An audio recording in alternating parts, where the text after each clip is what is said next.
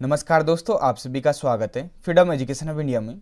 तो दोस्तों, आज की इस कक्षा के माध्यम से मैं जो आपको टॉपिक कंप्लीट करवाने वाला हूँ वो जनरल साइंस का टॉपिक कंप्लीट करवाने वाला हूँ, जिसका नाम है दोस्तों सेल बायोलॉजी, जिसे आप कहते हो कोशिका विज्ञान। कोशिका विज्ञान से संबंधित जो भी महत्वपूर्ण प्रश्न हैं जो कि बार बार एग्जाम में पूछे जाते हैं, उन्हीं के माध्यम से मैं आपको ये पूरा टॉपिक कवर करवाऊँगा। तो आप सभी काफ़ी अच्छी कक्षा ये होने वाली है, तो सभी विद्यार्थी ध्यान से इस कक्षा को देख लीजिएगा, आपका ये पूरा टॉपिक कवर हो जाएगा। तो आइए प्रारंभ करते हैं आज की इस कक्षा को। तो पहला प्रश्न है दोस्तों, कोशिका की खोज किसने व कब की थी? तो ये बार बार पूछे जाने वाला प्रश्न है। तो आपको ज्ञात भी होगा कि कोशिका की खोज सर्वप्रथम रॉबर्ट हुक ने की थी सन 1665 ईस्वी में। इन्होंने जिस कोशिका की खोज की थी वो एक मर्द कोशिका थी, जिसकी खोज इन्होंने कॉर्क में की थी। तो पहले प्रकार का जो प्रश्न बनता है अपने इस टॉपिक से वो यही बनता है कि कोशिका की खोज किसने व कब की थी? तो रॉबर्ट हुक ने सन 1665 ईस्वी में मर्द कोशिका की खोज की थी। एक और प्रकार का प्रश्न यहाँ से पूछा जाता है एग्जाम में कि सर्वप्रथम जीवित कोशिका की खोज किसने की थी? तब आपका उत्तर हो जाएगा एवी ल्यूनहोक ने की थी। इसी प्रकार से इस नोट को भी आपको ध्यान में रखना है। बैक्टीरिया यानी कि जीवाणु, स्पर्म, आरबीसी, प्रोटोजोआ, इन सभी की जो खोज की है दोस्तों वो भी ल्यूनहोक ने ही की है। ठीक है, तो इस प्रकार से आपके पहले प्रश्न में ही 4 से 5 प्रश्न कवर हो जाते हैं। सबसे पहला प्रश्न हो जाता है कि कोशिका की खोज किसने की? तो आप बताओगे रॉबर्ट हुक ने की है। जीवित कोशिका की खोज किसने की है? तो आप बताओगे एवी ल्यूनहोक ने की है। और किस में की है? बैक्टीरिया में की है। ठीक है, यानी कि जीवाणु में की है। इसके अलावा दोस्तों जीवाणु यानी कि बैक्टीरिया, स्पर्म यानी कि शुक्राणु, आरबीसी यानी कि लाल रक्त कणिका, प्रोटोजोआ, इन सभी की जो खोज की है वो ल्यूनहोक ने की है। ठीक है, तो अलग से भी प्रश्न पूछा जा सकता है। यहाँ से आपसे एग्जाम में ऐसे प्रश्न पूछा जा सकता है कि बैक्टीरिया की खोज किसने की है, तब भी आपको उत्तर हो जाएगा ल्यूनहोक ने की है। स्पर्म का पूछ ले, आरबीसी का पूछ ले, प्रोटोजोआ का पूछ ले, किसी भी प्रकार से प्रश्न यहाँ से पूछा जा सकता है। सभी बिंदु आपको ध्यान में रखने हैं। ठीक है, और ये सभी प्रश्न बार बार रिपीट होते हैं एग्जाम्स में। अगला प्रश्न है दोस्तों प्रश्न नंबर 2, सूक्ष्म जीव विज्ञान के जनक यानी कि फादर ऑफ माइक्रोबायोलॉजी किसे कहा जाता है? तो ये ल्यूनहोक को कहा जाता है। क्यों कहा जाता है? क्योंकि इन्होंने सूक्ष्म जीव विज्ञान के अंतर्गत बहुत सारी खोजें की थी, इसलिए इन्हें फादर ऑफ माइक्रोबायोलॉजी कहा जाता है। तो ये प्रश्न भी बार बार एग्जाम में पूछा हुआ है, तो ध्यान में रखिएगा। सूक्ष्म जीव विज्ञान के जनक, जिसे आप कह सकते हो फादर ऑफ माइक्रोबायोलॉजी, किसे कहा जाता है? तो ल्यूनहोक को कहा जाता है। ठीक है, जिन्होंने बैक्टीरिया, स्पर्म, आरबीसी, प्रोटोजोआ तथा जीवित कोशिका की खोज की थी। ठीक है, अगला प्रश्न है दोस्तों प्रश्न नंबर 3, सजीवों के शरीर की संरचनात्मक व कार्यात्मक इकाई है। तो वह है दोस्तों कोशिका यानी कि सेल। तो सजीवों के शरीर की संरचनात्मक व कार्यात्मक इकाई कोशिका है। ठीक है, अगला प्रश्न है दोस्तों प्रश्न नंबर 4, जीवन का भौतिक आधार है यानी कि फिजिकल बेसिस ऑफ लाइफ किसे कहा गया है? तो कहा गया है दोस्तों जीव द्रव्य को, जिसे कहते हैं प्रोटोप्लाज्म। ये कोशिका का भाग होता है दोस्तों, इसे ही जीवन का भौतिक आधार कहा गया है, जबकि जीवन का आधार कोशिका होती है। ठीक है, तो दो प्रकार के प्रश्न पूछे जाते हैं। जीवन का भौतिक आधार के बारे में पूछा जाए तो आप बताओगे जीव द्रव्य को कहा जाता है यानी कि प्रोटोप्लाज्म को कहा जाता है। जबकि जीवन का आधार पूछा जाए तब आप कोशिका के बारे में बताओगे, जो कि अपने शरीर की संरचनात्मक व कार्यात्मक इकाई होती है। ठीक है, अगला प्रश्न देखिए सभी विद्यार्थी, प्रश्न नंबर 5, कोशिका का अध्ययन कहलाता है। तो कोशिका का अध्ययन साइटोलॉजी कहलाता है, जिसे आप हिंदी में कहते हो कोशिका विज्ञान। ठीक है, अब इस नोट को आपको बिल्कुल ध्यान में रखना है, क्योंकि ये नोट पूछा हुआ है एग्जाम में। क्या है इस नोट के माध्यम से? अगर आपसे पूछा जाए दोस्तों कि कोशिका विज्ञान के जनक किसे कहा जाता है, तो आप बताओगे दोस्तों रॉबर्ट हुक को कहा जाता है। क्यों कहा जाता है? क्योंकि इन्होंने कोशिका विज्ञान के अंतर्गत सर्वप्रथम कोशिका की खोज की थी, इसलिए इन्हें फादर ऑफ साइटोलॉजी कहा गया है, यानी कि कोशिका विज्ञान के जनक कहा गया है। ठीक है, जबकि सूक्ष्म जीव विज्ञान के जनक अथवा आप बोल सकते हो फादर ऑफ माइक्रोबायोलॉजी किसे कहा गया है? ल्यूनहोक को कहा गया है। ठीक है, तो दोनों प्रकार के प्रश्न हैं, जो पूछा जाए उसी का आपको उत्तर करना है। तो कोशिका का अध्ययन साइटोलॉजी कहलाता है और जिसके जनक हैं रॉबर्ट हुक। अगला प्रश्न है दोस्तों प्रश्न नंबर 6, सन 1839 ईस्वी में किसने कोशिका सिद्धांत यानी कि सेल थ्योरी प्रतिपादित किया था? यानी कि किसने कोशिका सिद्धांत दिया था, इसके बारे में आपको बताना है। तो ध्यान में रखिएगा दोस्तों, दो वैज्ञानिक थे जिन्होंने कोशिका सिद्धांत दिया था, स्लाइडन व टी स्वान। स्लाइडन और टी स्वान ने कोशिका सिद्धांत दिया था सन 1839 ईस्वी में, जिसके अनुसार सभी सजीव कोशिका से बने होते हैं। ठीक है, रह जाएगा याद, ये इंपॉर्टेंट प्रश्न है, बार बार एग्जाम में पूछा जाता है। अगला प्रश्न देखिए दोस्तों, प्रश्न नंबर 7, सबसे छोटी कोशिकाएं। अब कोशिका का अध्ययन करें तो अपने को पता होना चाहिए कि विश्व में सबसे छोटी कोशिका कौन से जीव की है, सबसे बड़ी कोशिका कौन से जीव की है। ठीक है, तो ध्यान में रखिएगा, सबसे छोटी कोशिका है दोस्तों माइकोप्लाज्मा। ये एक बैक्टीरिया है दोस्तों, यानी कि जीवाणु है माइकोप्लाज्मा, जो कि सबसे छोटी कोशिका का उदाहरण है। ठीक है, इस नोट के माध्यम से आपको ध्यान में रखना है कि सबसे बड़ी कोशिका के बारे में आपसे पूछ लिया जाए तो आप बताओगे शुतुरमुर्ग का अंडा। शुतुरमुर्ग का अंडा सबसे बड़ी कोशिका है। ठीक है, तो सबसे छोटी कोशिका माइकोप्लाज्मा तथा सबसे बड़ी कोशिका शुतुरमुर्ग का अंडा। अगले प्रश्न पर बढ़ते हैं, प्रश्न नंबर 8 है। अगर आपसे एग्जाम में पूछ लिया जाए दोस्तों कि मनुष्य शरीर की सबसे बड़ी कोशिका है, तब आपका उत्तर हो जाएगा अंडाणु। ठीक है, पर्टिकुलर ऐसे पूछा जाए कि सबसे बड़ी कोशिका कौन सी है, तब तो आपका उत्तर रहेगा शुतुरमुर्ग का अंडा। परंतु यहाँ पर आपको आगे शब्द दे दे मनुष्य शरीर अथवा मानव शरीर, तब आपका उत्तर हो जाएगा दोस्तों अंडाणु। मानव शरीर की जो सबसे बड़ी कोशिका है वो है अंडाणु। ठीक इसी प्रकार अपने मानव शरीर की जो सबसे लंबी कोशिका है वो है दोस्तों तंत्रिका कोशिका। ये प्रश्न एग्जाम में पूछा हुआ है, ध्यान में रखिएगा। अब आपको पता है तंत्रिका तंत्र की जो इकाई है वो क्या है, न्यूरॉन है, इसलिए इसे नर्व शेल भी कहा जाता है।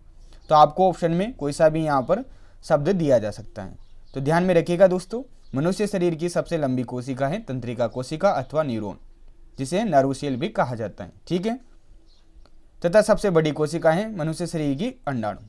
ठीक है, इस प्रकार से चारों जो बिंदु हैं ये आपको ध्यान में रखना है। सबसे छोटी कोशिका के बारे में पूछे तो माइकोप्लाज्मा, सबसे बड़ी के बारे में पूछे तो शुतुरमुर्ग का अंडा, मनुष्य शरीर में पूछे तो सबसे बड़ी अंडाणु, तथा मनुष्य शरीर में सबसे लंबी कोशिका तो तंत्रिका कोशिका। ठीक है, अगला प्रश्न देखिए सभी विद्यार्थी, प्रश्न नंबर 9 है। कोशिका का ऊर्जा घर कहलाता है, पावर हाउस ऑफ सेल्स कौन कहलाता है, तो ये आपको पता होगा, माइटोकॉन्ड्रिया कहलाता है, जिसे हिंदी में कहते हैं दोस्तों सूत्रकणिका। तो माइटोकॉन्ड्रिया कोशिका का ऊर्जा घर कहलाता है। यह प्रश्न काफी बार एग्जाम में पूछा जा चुका है। ठीक है, क्यों कहलाता है वो आप इस नोट के माध्यम से देखिए।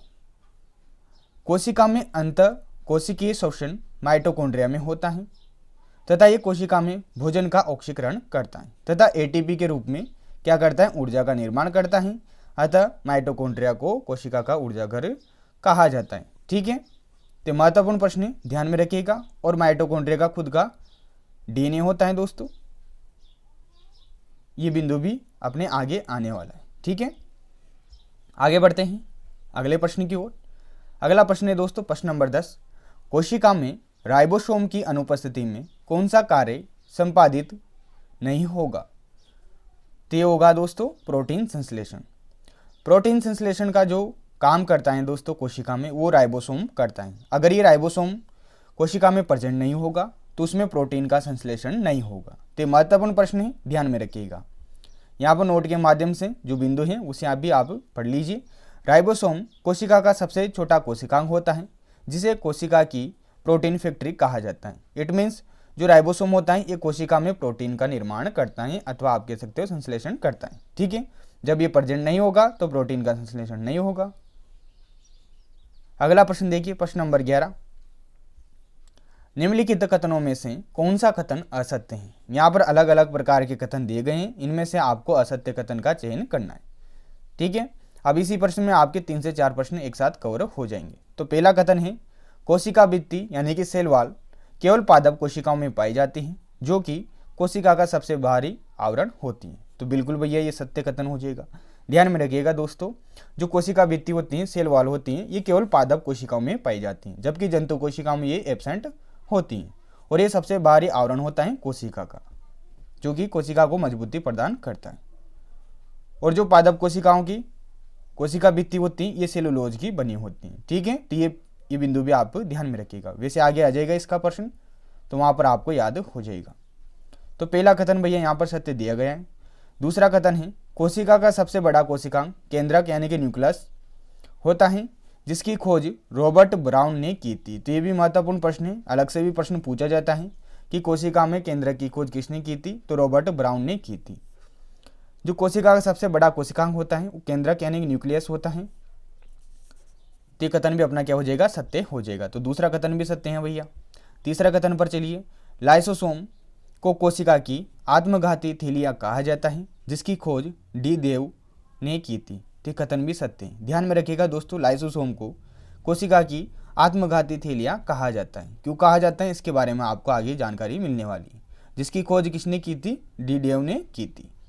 तो ये कथन भी क्या हो जाएगा, सत्य हो जाएगा। फोर्थ यहाँ पर कथन दिया गया है कि कोशिका में 50% जल पाया जाता है। तो ये जो चौथा कथन यहाँ पर दिया गया है ये गलत हो जाएगा। क्यों हो जाएगा, जब भी आपसे पूछा जाए कि कोशिका में जल कितने प्रतिशत पाया जाता है, तो लगभग 80% जो कोशिका में भाग होता है, जो पदार्थ होता है वो जल होता है, न कि 50%। तो ये फोर्थ ऑप्शन यहाँ पर सही हो जाएगा। ठीक है, तो कोशिका में 80% जो पदार्थ पाया जाता है वो जल पाया जाता है। ठीक है, रख लोगे याद, तो ये आपका प्रश्न कंप्लीट हो जाता है। अगला प्रश्न देखिए, प्रश्न नंबर 12 है। अब देखिए दोस्तों, जो कोशिका होती हैं ये दो प्रकार की होती हैं। पहला प्रकार आता है दोस्तों प्रोकैरियोटिक सेल्स और दूसरा प्रकार आता है यूकैरियोटिक सेल्स। तो उनका अपन अध्ययन करने वाले हैं प्रश्न नंबर 12 और 13 के माध्यम से। दोनों बिंदु आपके अच्छे से कंप्लीट हो जाएंगे, यानी कि दोनों टाइप कंप्लीट हो जाएंगे। तो क्वेश्चन नंबर 12 को सभी विद्यार्थी पढ़िए। प्रोकैरियोटिक कोशिका के संबंध में सत्य कथन है। अब जो प्रोकैरियोटिक कोशिका हैं उनके जो फीचर हैं वो मैंने यहाँ पर लिख रखे हैं, जिसके माध्यम से आपका ये बिंदु कंप्लीट हो जाएगा और प्रश्न भी कंप्लीट हो जाएगा। पहला कथन है, यह आदिम अथवा प्राचीन, या एक और शब्द का आप प्रयोग कर सकते हो आद्य, जिसका मतलब भी प्राचीन ही होता है। तो जो प्रोकैरियोटिक प्रकार की जो कोशिकाएं होती हैं यह एक आदिम अथवा प्राचीन कोशिकाएं हैं जिनमें केंद्रक व केंद्रक झिल्ली अनुपस्थित होती हैं। यानी कि जो प्रोकैरियोटिक सेल्स होती हैं इनमें केंद्रक पूर्णतः विकसित नहीं होते हैं, अतः अपन इन्हें एब्सेंट मानेंगे, तथा केंद्रक के चारों ओर केंद्रक झिल्ली भी अनुपस्थित होती है, यानी कि प्रेजेंट नहीं होती है। ठीक है, तो पहला जो कथन दिया गया है ये सत्य हो जाता है। केंद्रक को आप बोलोगे न्यूक्लियर, तथा इसके चारों ओर जो झिल्ली होती है उसे अपन बोलते हैं न्यूक्लियर मेम्ब्रेन। ठीक है, तो पहला जो कथन है ये सत्य हो जाता है प्रोकैरियोटिक सेल्स के लिए कि ये प्राचीन कोशिका हैं जिनमें केंद्रक पूर्णतः विकसित नहीं होता है, अथवा आप कह सकते हो एब्सेंट होता है, तथा केंद्रक के चारों ओर केंद्रक झिल्ली भी नहीं होती है। दूसरा कथन है दोस्तों डीएनए स्टोन प्रोटीन रहित होता है। आपको पता है जो डीएनए बना होता है इसमें स्टोन प्रोटीन प्रेजेंट होती है, परंतु यहाँ पर प्रोकैरियोटिक सेल्स में जो डीएनए होता है उसमें स्टोन प्रोटीन नहीं होती है, तथा एकल सूत्र के रूप में ये प्रेजेंट होता है। तीसरा कथन है दोस्तों, इसमें माइटोकॉन्ड्रिया, तारककाय, गुणसूत्र यानी क्रोमोसोम, जीवद्रव्य आदि का अभाव होता है। तो ये भी सत्य हो जाएगा भैया। माइटोकॉन्ड्रिया, तारककाय, गुणसूत्र, जीवद्रव्य ये सभी यहाँ पर प्रेजेंट नहीं होते हैं, यानी कि प्रोकैरियोटिक सेल्स में नहीं मिलते। फोर्थ कथन है दोस्तों, जीवाणु नीलहरित शैवाल की कोशिकाएं प्रोकैरियोटिक होती हैं। तो प्रोकैरियोटिक सेल्स का जो उदाहरण है वह है दोस्तों जीवाणु तथा नीलहरित शैवाल। तो ये उदाहरण महत्वपूर्ण है, यहाँ से एग्जाम में जनरली बार बार प्रश्न पूछा हुआ है। तो यहाँ पर फिफ्थ ऑप्शन सही हो जाएगा, सभी कथन सत्य हैं। तो यहाँ पर मैंने प्रोकैरियोटिक सेल्स के जो फीचर हैं, जो इनके बारे में जानकारी है वो मैंने आपको इस प्रश्न के माध्यम से प्रदान कर दी है। तो इस प्रकार से आपको ध्यान में रखना है दोस्तों कि प्रोकैरियोटिक कोशिकाएं क्या होती हैं, ये सभी बिंदु आपको इनके संबंध में ध्यान में रखने हैं। ठीक है, अब अपन बात करेंगे दोस्तों प्रश्न नंबर 13 के बारे में, जिसमें अपन अध्ययन करेंगे यूकैरियोटिक सेल्स के बारे में, यानी कि यूकैरियोटिक कोशिकाएं क्या होती हैं। तो इनके संबंध में यहाँ पर कथन दिए गए हैं जिनके माध्यम से इससे संबंधित बिंदुओं को अपन जानेंगे। पहला कथन है, इनमें केंद्रक पूर्णतः विकसित होता है तथा केंद्रक के चारों ओर केंद्रक झिल्ली यानी कि न्यूक्लियर मेम्ब्रेन होती है। तो बिल्कुल सत्य कथन हो जाएगा। जो यूकैरियोटिक प्रकार की जो कोशिकाएं हैं इनमें केंद्रक पूर्णतः विकसित होता है, यानी कि केंद्रक पाया जाता है तथा केंद्रक के चारों ओर केंद्रक झिल्ली भी प्रेजेंट होती है। दूसरा कथन है दोस्तों, ये सुविकसित कोशिकाएं होती हैं जिनमें डीएनए स्टोन प्रोटीन सहित होता है, जबकि प्रोकैरियोटिक में क्या होता था, जो डीएनए होता था वो एकल सूत्र के रूप में होता था तथा स्टोन प्रोटीन रहित होता था, परंतु यहाँ पर डीएनए दोहरे सूत्र के रूप में आपको दिखेगा तथा स्टोन प्रोटीन भी उनमें मिलेगी। तो दूसरा जो कथन है ये भी सत्य हो जाता है कि ये सुविकसित कोशिकाएं हैं जिनमें डीएनए स्टोन प्रोटीन सहित होता है तथा दोहरे सूत्र के रूप में प्रेजेंट होता है। तीसरा है दोस्तों श्वसन तंत्र माइटोकॉन्ड्रिया में उपस्थित होता है, तो ये भी सत्य हो जाएगा।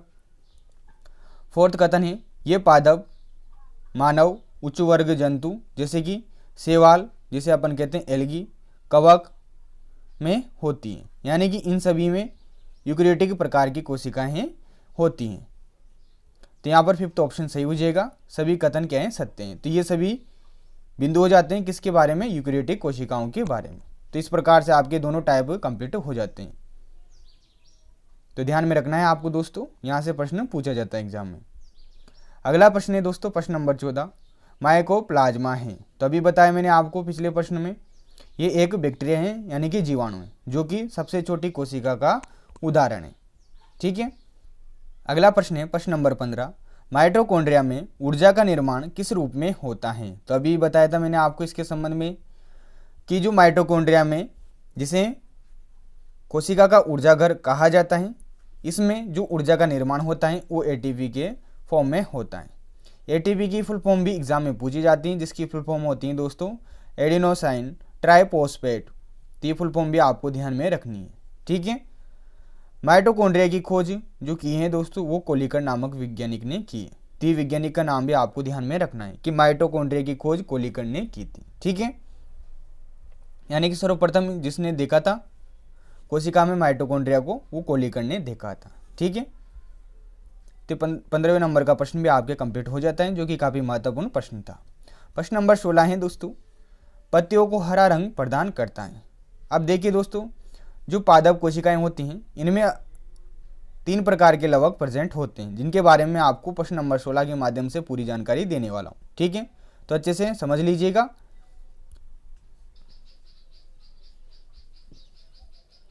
तो इस प्रश्न का उत्तर तो ये हो जाएगा क्लोरोप्लास्ट, जिसे हिंदी में बोला जाता है हरित लवक। तो क्लोरोप्लास्ट क्या करता है दोस्तों, पत्तियों को हरा रंग प्रदान करता है। अब देखिए इस नोट के माध्यम से पूरी व्याख्या देखिए आप, ताकि अच्छे से आपको ये प्रश्न समझ में आए। जो पादप कोशिकाएं होती हैं दोस्तों, जो प्लांट सेल्स होती हैं, उनमें लवक जिसे बोला जाता है प्लास्टिड क्या होते हैं, प्रेजेंट होते हैं, यानी कि उपस्थित होते हैं। जबकि जंतु कोशिका की बात करें तो केवल एक ही जंतु कोशिका ऐसी है जिसमें लवक यानी कि प्लास्टिड प्रेजेंट होते हैं। इसके अनदर कोई सी भी जंतु कोशिका में नहीं होते। वो है अपने पास यूग्लिना। यूग्लिना में ही आपको प्लास्टिड देखने को मिलेगा, जबकि जनरली ये जो प्लास्टिड होता है यानी कि लवक होता है, ये पादप कोशिकाओं में ही होता है। पादप कोशिकाओं में 3 प्रकार के प्लास्टिड आपको देखने को मिलेंगे, यानी कि लवक देखने को मिलेंगे। पहला प्रकार है दोस्तों क्लोरोप्लास्ट, जिसे हिंदी में बोला जाता है हरित लवक। ये पत्तियों व तनों में प्रेजेंट होता है तथा पत्तियों व तनों को कौन सा रंग प्रदान करता है, हरा रंग प्रदान करता है, क्योंकि ये हरे रंग का होता है। ठीक है। नाम से ही समझ में आ रहा होगा आपको हरित लवक, यानी कौन सा रंग होगा इसका, हरा रंग होगा। ठीक है। दूसरा प्रकार है दोस्तों क्रोमोप्लास्ट, जिसे बोला जाता है वर्णी लवक, क्योंकि इसमें बहुत सारे रंग होते हैं, बहुत सारे वर्ण का होता है, इसलिए पर्टिकुलर इसे अपन क्या बोल रहे हैं, वर्णी लवक बोल रहे हैं, यानी कि क्रोमोप्लास्ट। ये जनरली फल फूल व बीज में प्रेजेंट होता है तथा इन सभी को रंग प्रदान करता है। एक पर्टिकुलर एक रंग प्रदान नहीं करता है, अलग अलग प्रकार के रंग देता है, इसलिए अपन इसे वर्णी लवक कह रहे हैं। ठीक है। एक और प्रकार आ जाता है दोस्तों ल्यूकोप्लास्ट, इसे बोला जाता है अवर्णी लवक। इसमें कोई भी रंग यहाँ पर प्रेजेंट नहीं होता है तथा ये जड़ों में उपस्थित होता है। तो आपको ये इनकी स्थिति ध्यान में रखनी है कि क्लोरोप्लास्ट कहाँ प्रेजेंट होता है, क्रोमोप्लास्ट कहाँ प्रेजेंट होता है, ल्यूकोप्लास्ट कहाँ प्रेजेंट होता है। ठीक है। यहीं से ही प्रश्न पूछा जाता है एग्जाम में। तो इस प्रकार से आपको ये सभी बिंदु ध्यान में रखने हैं। ठीक है। ये स्टार भी आपको ध्यान में रखना है। स्टार क्या है वो देख लीजिए आप। अगर बाय द वे आपसे एग्जाम में पूछ लिया जाए दोस्तों कि यूनिट ऑफ प्लास्टिड यानी कि लवक की इकाई अथवा यूनिट ऑफ फोटोसिंथेसिस यानी कि प्रकाश संश्लेषण की इकाई किसे कहा जाता है, तो आप बताओगे थैलेकोइड। थैलेकोइड को यूनिट ऑफ प्लास्टिड तथा यूनिट ऑफ फोटोसिंथेसिस कहा जाता है। तो महत्वपूर्ण स्टार है, यह आपको ध्यान में रखना है। और जो थैलेकोइड है इसी में ही क्लोरोफिल उपस्थित होता है, जो क्या करता है, प्रकाश की उपस्थिति में क्रिया कर कर प्रकाश संश्लेषण की क्रिया को कंप्लीट करता है। ठीक है। अगला प्रश्न देखिए सभी विद्यार्थी, प्रश्न नंबर 17 है, कोशिका की आत्महत्या की थैली कहलाता है। यह प्रश्न ऐसे किसी एग्जाम में पूछा गया, इसलिए मैंने ऐसे किसी ये ऐड कर दिया है। अभी आपको बताया था मैंने लाइसोसोम के बारे में, जिसे क्या कहा जाता है, कोशिका की आत्मघाती थैलियाँ कहा जाता है। तो वहीं से ये प्रश्न पूछा गया, परंतु थोड़ा अलग लैंग्वेज में ये प्रश्न पूछा गया था। तो कोशिका की आत्महत्या की थैली कहलाता है वो लाइसोसोम कहलाता है। क्यों कहलाता है, अब इस नोट के माध्यम से आप समझिए। ठीक है। तो इस नोट के माध्यम से आपको जानकारी ये प्राप्त हो रही है कि इसका निर्माण, जो लाइसोसोम का निर्माण होता है कोशिका में, ये सभी क्या है, कोशिका के पार्ट हैं। गोल्जी बॉडी, जिसे गोल्जी इकाई अथवा गोल्गी इकाई, ये आपको तीनों नाम ध्यान में रखने। ठीक है। क्योंकि कंफ्यूज हो सकते हो आप एग्जाम में, कभी गोल्जी बॉडी दे देता है वो, कभी गोल्जी काय दे देता है तथा कभी गोल्गी काय के रूप में प्रश्न पूछ लेता है। ठीक है, तो इसका निर्माण गोल्जी बॉडी, जिसे ही हिंदी में इस प्रकार से दो अन्य शब्दों से संबोधित किया गया है। तो गोल्जी बॉडी के टूटने पर होता है किसका निर्माण, लाइसोसोम का निर्माण, किसमें, कोशिका में, तथा इसके फटने पर इसमें क्या होते हैं दोस्तों, कुछ पाचक एंजाइम होते हैं। जब ये फटता है अथवा टूटता है तो पाचक एंजाइम कोशिका को पचित, नष्ट अथवा खत्म कर देते हैं। इसलिए इसे कोशिका की आत्मघाती थैली, आत्महत्या थैली, कोशिका का एटम बम, कोशिका की सफाई कर्मचारी अथवा कोशिका का डिस्पोजल वेग कहते हैं। ये सभी उपनाम हैं दोस्तों किसके, लाइसोसोम के। तो ये आपको ध्यान में रखने। तो ये प्रश्न नंबर 17 आपके कंप्लीट हो जाता है कि कोशिका की आत्मघाती थैली, आत्महत्या थैली, एटम बम, कोशिका की सफाई कर्मचारी अथवा डिस्पोजल बैग किसे कहा जाता है, तो लाइसोसोम को कहा जाता है, जिसका निर्माण गोल्जी बॉडीज के टूटने पर होता है। ठीक है, अगला प्रश्न देखिए सभी विद्यार्थी, प्रश्न नंबर 18 जो कि इसी से संबंधित है, लाइसोसोम से।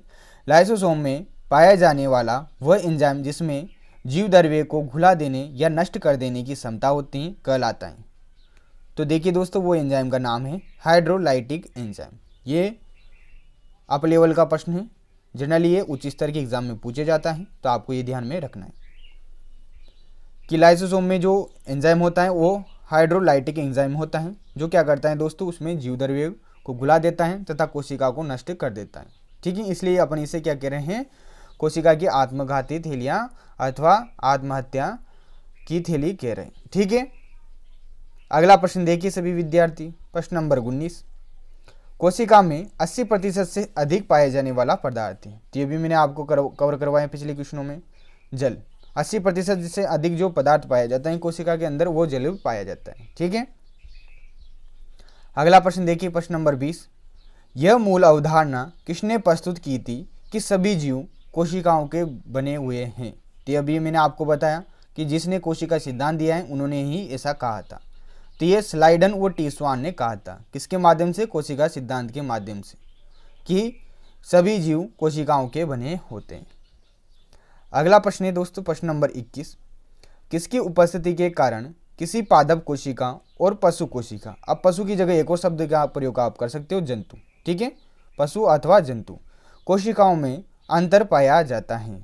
तो किसके माध्यम से आप पादप कोशिका और जंतु कोशिका में अंतर कर सकते हो, तो सीधा सीधा आपका उत्तर हो जाएगा कोशिका भित्ति। अभी मैंने आपको बताया जो सेल वॉल होती हैं यानी कि कोशिका भित्ति होती है केवल पादप कोशिकाओं में ही प्रेजेंट होती हैं, न कि जंतु कोशिकाओं में। और ये भी बताया था कि जो कोशिका भित्ति होती हैं ये पादप कोशिकाओं में किसकी बनी होती हैं, सेलुलोज की बनी होती हैं। तो ये सभी बिंदु आपको ध्यान में रखने। ठीक है, और इसके माध्यम से आप आसानी से अंतर कर सकते हो कि भैया ये पादप कोशिकाएं हैं अथवा जंतु कोशिकाएं। ठीक है,